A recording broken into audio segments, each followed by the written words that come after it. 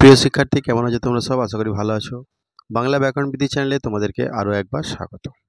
দেখো, জানার ইচ্ছা মানুষকে আরও বেশি করে সমৃদ্ধ করে তোলে। আর এই জানবার ইচ্ছাটা থাকলে পারেই তবে তোমার মধ্যে একটা আলাদা রকম ইন্সপিরেশন যোগাবে, উৎসাহ যোগাবে যে আরও জানি আরও জানি। পড়াশোনার পাশাপাশি তোমরা দেশ বিদেশের বিভিন্ন খবরাখবরের দিকেও নজর রাখবে তথ্য অনুযায়ী। এইগুলো তোমাদের ভবিষ্যতে কিন্তু কম্পিটিশন পরীক্ষার ক্ষেত্রে খুবই কাজে লাগবে। চলো, আজকে একটা নতুন বিষয় নিয়ে এসেছি। এখন দেশ বিদেশে তোমরা যদি একটু নজর রাখো বা একটু খবরে থাকো, তাহলে দেখবে যে সবসময় যুদ্ধ যুদ্ধ একটা ভাব চলছে। একটা কূটনৈতিক সম্পর্ক থেকে সেখান থেকে যুদ্ধে পরিণত হওয়া দেশগুলো কিভাবে ধীরে ধীরে ধ্বংস হয়ে যাচ্ছে। আজকে ধ্বংস হয়ে যাচ্ছে মানুষ এবং বৈজ্ঞানিক বিভিন্ন বিধ্বংসক অস্ত্র তৈরি করে ফেলেছে, আবিষ্কার করে ফেলেছে। সেই রকমই একটা অস্ত্রের কথা আজকে বলবো। তোমরা নিশ্চয়ই শুনেছো ক্রুজ মিসাইল।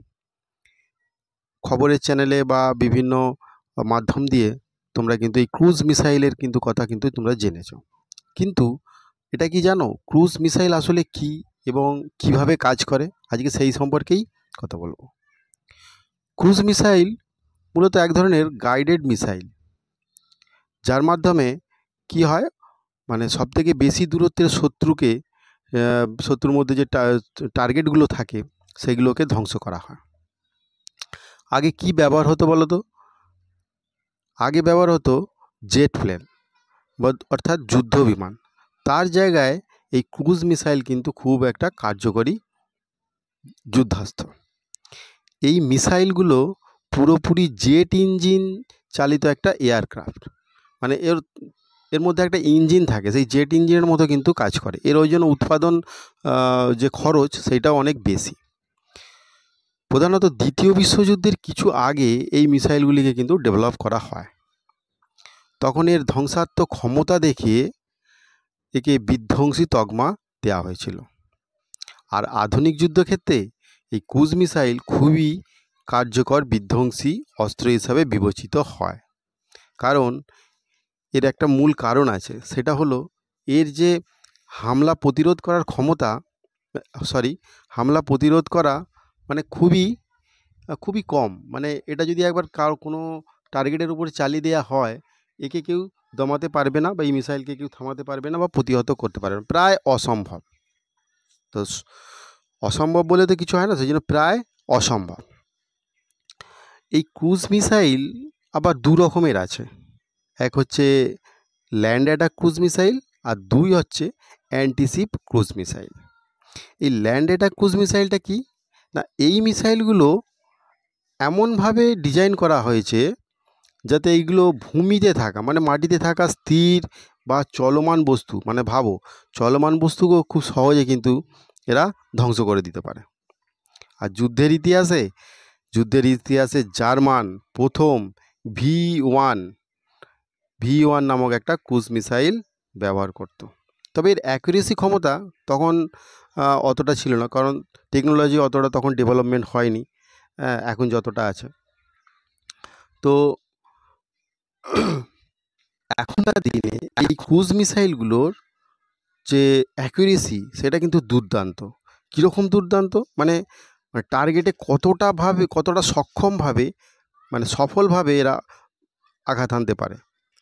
তার একটা উদাহরণ দেখো, এইগুলোকে কোনো ফ্ল্যাট বা কোনো বিল্ডিংয়ের যদি জানালা থাকে, সেই জানালার মধ্যে যে গ্রিল লাগানো থাকে বা রড লাগানো থাকে, এমনও ক্রুজ মিসাইল আছে সেই মাপ অনুযায়ী সেই জানালার ভেতর দিয়ে কিন্তু প্রবেশ করিয়ে দিয়ে টার্গেটকে ধ্বংস করার ক্ষমতা রাখে।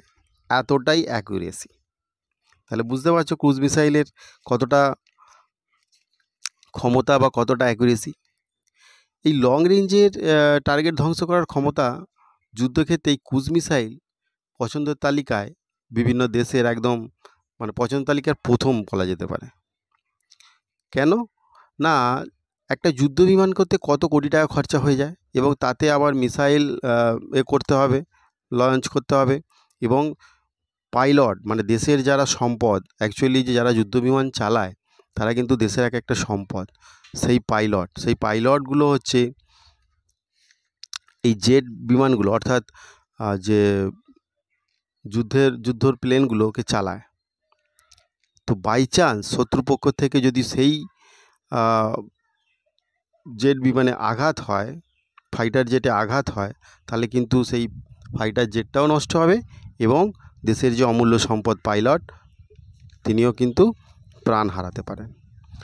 তো এই দিক থেকে বিচার করে দেখতে গেলে, তার আগে একটা কথা বলে দিই, এই ছবিগুলো যে দেখতে পাচ্ছ এগুলো সবই নেট থেকে ডাউনলোড করা, কেউ যেন কপিরাইট দিয়ে দাও না। ফাইটার জেটের থেকে এই ক্রুজ মিসাইল ব্যবহার করা কিন্তু খুব উপযোগী এবং খুব ভালো, কারণ এতে দেশের সম্পদও বাঁচবে আর যুদ্ধ বিমানের ক্ষেত্রেও কোনো আঘাত বা কিছু সেরকমভাবে সম্পদ নষ্ট হবে না।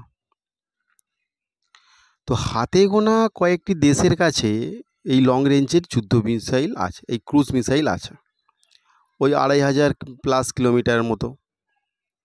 এই মিসাইলগুলো land, air, naval ship, submarine থেকেও লঞ্চ করা যায়। মানে 4টে জায়গা থেকেই এই মিসাইলগুলো কিন্তু লঞ্চ করা যায়। ল্যান্ড থেকে মানে হয়তো ভূমি থেকে, এয়ার থেকে মানে হচ্ছে বিমান থেকে, ফাইটার জেট থেকে, আবার জাহাজ থেকে, আবার সাবমেরিন থেকে। মানে এই 4 জায়গা থেকে, মানে এর মানে কতটা ব্যবহার দেখো। যেমনভাবে মানে এরকম নয় যে শুধুমাত্র ফাইটার জেট থেকেই শুধুমাত্র ব্যবহার হবে বা জাহাজ থেকেই ব্যবহার হবে, মানে লঞ্চ করা যাবে, এরকম ব্যাপারটা না। 4টে জায়গা থেকেই কিন্তু এই মিসাইলগুলো কিন্তু লঞ্চ করা যায়। আমেরিকা এই ক্রুজ মিসাইলের মূল ব্যবহারকারী দেশ হচ্ছে আমেরিকা। এরাই বেশিরভাগ ব্যবহার করে থাকে। লিবিয়া, ইরাক, আফগানিস্তানে এরা বিরাট কিন্তু সফলতা অর্জন করেছে এই ক্রুজ মিসাইল ব্যবহার করে। এইবারে আসি antiship cruise missile. Antiship cruise মিসাইলটা এটা এমনভাবেই ডিজাইন করা হয়েছে যে এর গতি কিন্তু খুব কম এবং বর্তমানে এর হাইপারসনিক বা সুপারসনিক মিসাইলও কিন্তু রয়েছে। কিন্তু প্রথমের দিকে এর গতি কম হওয়ার ফলে অনেকেই কিন্তু একে প্রতিহত করতে পারতো, কিন্তু এখন সেটা আর সম্ভব নয়, কারণ এখন হাইপারসনিক বা সুপারসনিক মিসাইল বেরিয়ে গেছে। তো যাই হোক, এই মিসাইলগুলো মানে বড় বড় যে জাহাজগুলো আছে সমুদ্রেতে, সেই জাহাজগুলোকে কিন্তু ডুবিয়ে দিতে পারে এবং সেটা জাহাজগুলোকে কিন্তু ধ্বংস করতে পারে, এমনভাবেই এগুলো ডিজাইন করা হয়েছে। আর সবথেকে বড় উল্লেখযোগ্য বিষয় হলো এই মিসাইলগুলো সমুদ্রের যে জল আছে, জল থেকে জাস্ট 2-1 ফুট উপর দিয়ে কিন্তু এরা যেতে পারে। তার ফলে কি হয়, উপরের যে ল্যাডার আছে এই র্যাডার আছে, সেই র্যাডারে কিন্তু এরা ধরা পড়ে না এবং সহজেই গিয়ে কিন্তু লক্ষ্যবস্তুতে আঘাত হানতে পারে। এই হচ্ছে এই মিসাইলের একটা গুরুত্বপূর্ণ বিষয়। আর এই মিসাইলগুলো ওই 4 জায়গা থেকেই কিন্তু লঞ্চ করা যায় এবং লক্ষ্যবস্তুতে কিন্তু এখন নেভিগেশন সিস্টেম হয়ে গেছে, জিপিএস সিস্টেম হয়ে গেছে, একে মুভমেন্ট করানো যায়, হ্যাঁ, এবং ঠিকঠাক লক্ষ্যবস্তুতে গিয়ে কিন্তু আঘাত হানতে পারে। তো এই হলো অ্যান্টিশিপ ক্রুজ মিসাইল।